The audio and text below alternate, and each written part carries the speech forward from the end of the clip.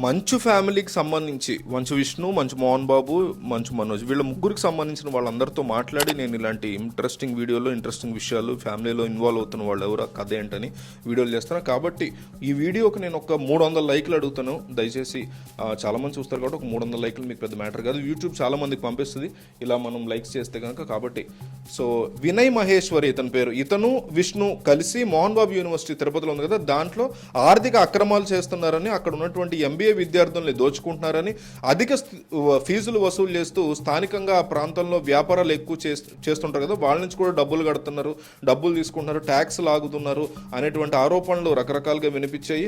So ఈ యూనివర్సిటీకి సంబంధించి రకరకాల ఆరోపణలు ఉన్నాయి, దాని మీద ఆధారాలు ఉన్నాయి. వీటి మీద సంబంధిత అధికారుల దగ్గర కూడా నేను వెళ్తాను అంటూ రీసెంట్గా మంచు మనోజ్ సోమవారం రాత్రి ఒక ప్రెస్ మీట్లో గట్టి మాటలే ఆరోపణలు చేశాడు.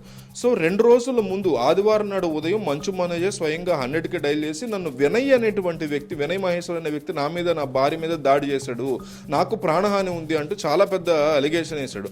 సో అక్కడికి వెళ్ళినటువంటి పోలీసులకి మోహన్ బాబు ఇతర కుటుంబ సభ్యులు సర్ది చెప్పి మేము సర్ది చెప్పుకుంటాం, ఇది ఫ్యామిలీ గొడవే అంటూ, పెద్ద ఫ్యామిలీ కావడంతో పోలీసులు కూడా కాస్త సైలెంట్గా వెళ్ళిపోయారు.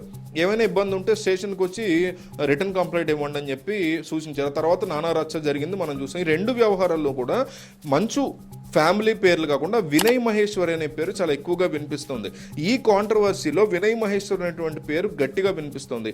ఇతను మంచు ఫ్యామిలీకి చుట్టమో కాదు, బంధువు కాదు, ఎవరిని పెళ్లి చేసుకోవాలో ఫ్యామిలీ ఫ్రెండ్ కూడా కాదు చివరికి.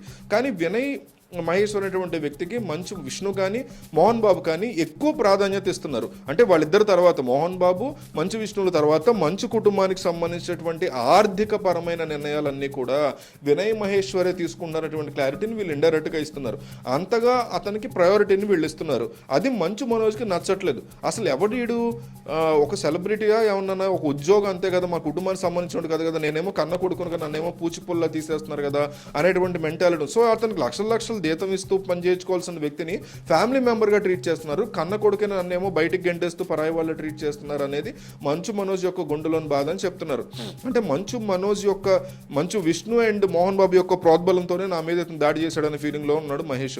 సో ఎవరి వినయ్ మహేశ్వరి అనేది, అతని బ్యాక్గ్రౌండ్ ఏంటి అనేది కూడా జనాలు ఎక్కువగా ఆలోచిస్తున్నటువంటి అంశం. సో ఈ వినయ్ మహేశ్వరి అటువంటి వ్యక్తితో ఆంధ్రప్రదేశ్ మాజీ ముఖ్యమంత్రి జగన్మోహన్ రెడ్డి ఫ్యామిలీ కూడా కొన్ని సత్సంబంధాలు అనే మాటలు వినిపిస్తూ ఉంటాయి. సో ఇతను ఎవరు, ఏంటి ఆ కథ అనేది మనం ఈ వీడియోలో చూద్దాం. నేను ఇందాక అడిగినట్టు ఒక 200 లైకులు ఇవ్వండి, నాకు సరిపోతుంది. ఆంధ్రప్రదేశ్తో పాటు తెలంగాణలో కూడా అతను సంబంధించినటువంటి కాదు, ఉత్తరప్రదేశ్ రాష్ట్రానికి సంబంధించినటువంటి వ్యక్తి. సలాంపూర్ అనేటువంటి ప్లేస్లో అతను పుట్టి బిట్స్ పిలానీలో కూడా బాగా చదువుకున్నాడు, ఎంబీఏ చేశాడు. అట్లాగే బర్గర్ పెయింట్స్ లిమిటెడ్ అనే దాంట్లో బ్రాంచ్ హెడ్గా అతను అప్పట్లో పనిచేశాడు. ఆ తర్వాత ఐసిఐ ఇండియా అనేటువంటి కంపెనీలో సేల్స్ మేనేజర్గా తన ఉద్యోగాన్ని కొనసాగించాడు. ఆ తర్వాత మీడియా రంగంలోకి వెళ్ళేటువంటి అతను మార్కెటింగ్ టెక్నాలజీతో పత్రికలకు సంబంధించినటువంటి టీఆర్పీ అది పెంచడానికి ప్రయత్నాలు చేసేవాడు. డిజిటల్ మీడియాలో కూడా ఎంటర్ అయ్యి వెబ్సైట్లో, యూట్యూబ్ ఛానల్స్ వాటికి సంబంధించి పనిచేస్తూ ఉండేవాడు. పోటీ ప్రపంచంలో దూసుకెళ్లేలాగా తన చేసిన కంపెనీలో బాగా పనిచేసేవాడు అనమాట. దైనిక్ భాస్కర్ అని మీకు చాలా ఫేమస్ న్యూస్ పేపర్ ఉంది, దానికి ఒక గ్రూప్ ఉంది, దాంట్లో పనిచేసేవాడు. సో హిందీ రాష్ట్రాల్లో ఈ దైనిక్ భాస్కర్కి చాలా రేంజ్ ఉంటుంది. మనకి ఈనాడు అట్లా అనమాట అక్కడ. సో ఇతను వైస్ ప్రెసిడెంట్గా దానికి పనిచేశాడు. అదే కంపెనీలో వివిధ స్థాయిల్లో పనిచేసి ఆ పత్రికకు సంబంధించినటువంటి వెబ్సైట్ల యొక్క బెటర్మెంట్ కోసం తన టెక్నిక్స్ని బాగా వాడేవాడు. సో 2018 సంవత్సరంలో అక్కడ దైనిక్ భాస్కర్లో రిజైన్ చేసి హిందుస్థాన్ టైమ్స్లో పనిచేశాడు. సో హిందుస్థాన్ టైమ్స్లో కొన్నాళ్ళు పనిచేసి ఆ తర్వాత కొత్త అవకాశాల కోసం అతను ప్రయత్నాలు చేయడంతో 19 సంవత్సరంలో వైసీపీ అధికారంలోకి వచ్చిన తర్వాత జగన్ సీఎం అయ్యారు కదా, ఈ క్రమంలో ఆయనకు చెందినటువంటి సాక్షి పత్రికలో కూడా కొన్ని మార్పులు చేర్పులు చాలా చేశాడు ఆయన. సాక్షి పేపర్ యొక్క రీచ్ని బాగా పెంచడం చాలా ప్రయత్నాలు చేసేవాడు ఆయన. సో ఇట్లా ఈ సాక్షి ఛానల్ను కూడా ముందుకు తీసుకెళ్ళడానికి అప్పట్లో సరైనటువంటి టైం చూస్తారు వైఎస్ భారతిరెడ్డి, ఆ టైంలో ఇతను దొరికాడు. సో 15 సంవత్సరాల పైగా పలు మీడియా సంస్థల్లో పనిచేసినటువంటి వినయ్ మహేశ్వర్ గురించి జగన్కి, వైఎస్ భారత్కి తెలిసి ఆయన పిలిపించి ఆయన టార్గెట్ ఏంటో చెప్పి ఆయన గురించి మొత్తం తెలుసుకుని ఆ తర్వాత సాక్షి మీడియా సంస్థని CEO అనేటువంటి పోస్టులు కట్టబెట్టారు. సో 2019 సంవత్సరం నుంచి 2022 సంవత్సరం వరకు దాదాపు 3 సంవత్సరాల పాటు ఆయనే సాక్షి సంస్థకి సీఈఓగా ఉన్నారు. ఆ తర్వాత అనుకున్న టార్గెట్ వర్కౌట్ అవ్వలేదు, ఇంకా టాలెంటెడ్ వ్యక్తులు దొరికారేమో కానీ సాక్షికి ఆయన ఆ పోస్ట్ నుంచి పక్కన పెట్టారు జగన్ కానీ భారతి కానీ. ఆ తర్వాత ఆయన ఇండియా టీవీ గ్రూప్లో సీఈఓ పోస్ట్లో చేరారు. ఆ ఛానల్లో దాదాపు 6 నెలల్లో పనిచేశారు. ఆ తర్వాత దానికి కూడా ఆయన రిజైన్ చేసేసారు. మరి ఇప్పుడు ఆయన ఏం చేస్తున్నారు, అక్కడికి వెళ్తున్నా అంటే 2018 నుంచి 22 వరకు సాక్షి మీడియా సంస్థలో సీఈఓగా పనిచేసినటువంటి ఆయన ఆ సాక్షి ఛానల్ వ్యవహారాలను చూసుకునేది జగన్మోహన్ రెడ్డి సత్యమణి వైఎస్ భారతి అని అందరికీ తెలుసు. సో వైఎస్ భారతికి వెరోనికా రెడ్డి అంటే విష్ణు భార్య సన్నిహిత సంబంధాలు ఉన్నాయి, చుట్టాలు కూడా అవుతారు, ఇది కూడా మనకు తెలుసు. సో సాక్షి నుంచి వినయ్ మహేశ్వరిని తప్పించే క్రమంలో ఈ వ్యక్తిని ఇంకెక్కడైనా బెటర్గా పెట్టుకోవచ్చా అనేటువంటి ఆలోచనలో ఆ లెవెల్ ఆఫ్ పోస్ట్ తమ మీడియా సంస్థల్లో కనపడిపోయేసరికి తన సన్నిహితులు ఎవరికైనా అవసరం ఉంటుందేమో అని ఆరాధిస్తే ఆ క్రమంలోనే మంచు ఫ్యామిలీ ఆమె గుర్తొచ్చింది. మా దగ్గర ఒక ఎఫిషియెంట్ పర్సన్ ఉన్నారు, మీ విద్యా సంస్థలకు కానీ మీ ఫ్యామిలీ బిజినెస్కి కానీ హెల్ప్ అవుతారు అనుకుంటే తీసుకోండి అంటూ వైఎస్ భారతి నుంచి వచ్చినటువంటి ప్రపోజల్ విరోనికా రెడ్డికి, అలాగే మంచు మోహన్ బాబు, మంచు విష్ణు, ఈ వినయ్ మహేష్ అనేటువంటి వ్యక్తి యొక్క ప్రొఫైల్ వాళ్ళకి అందింది. అంతా చెక్ చేసుకున్నారు, ఎట్లా పనిచేయగలుగుతాడు ఏంటని. మంచి టాలెంట్ ఉందనుకున్నారు మాట్లాడిన తర్వాత కూడా. సో భారీ స్థాయిలో జీతం ఇస్తూ ప్రయారిటీ కూడా ఇస్తామని మాట ఇచ్చారు. సో మేము అందుబాటులో లేని సమయంలో మేము తీసుకోవాల్సిన నిర్ణయ అధికారం మీరే తీసుకోవాలి అని చెప్పారు. సో ఇతను కూడా మీడియా రంగం నుంచి విద్యా సంస్థల వైపు వెళ్దామని ఇతను కూడా అదే టైంకి ఆలోచిస్తున్నాడు వినయ్ మహేశ్వరి. సో వెంటనే మోహన్ బాబు యొక్క బిజినెస్లో జాయిన్ అయ్యారు. ప్రస్తుతం మోహన్ బాబు యూనివర్సిటీకి ఎగ్జిక్యూటివ్ డైరెక్టర్గా ఈ ప్రస్తుతానికి ఈయన ఉన్నారు వినయ్ మహేశ్వరి.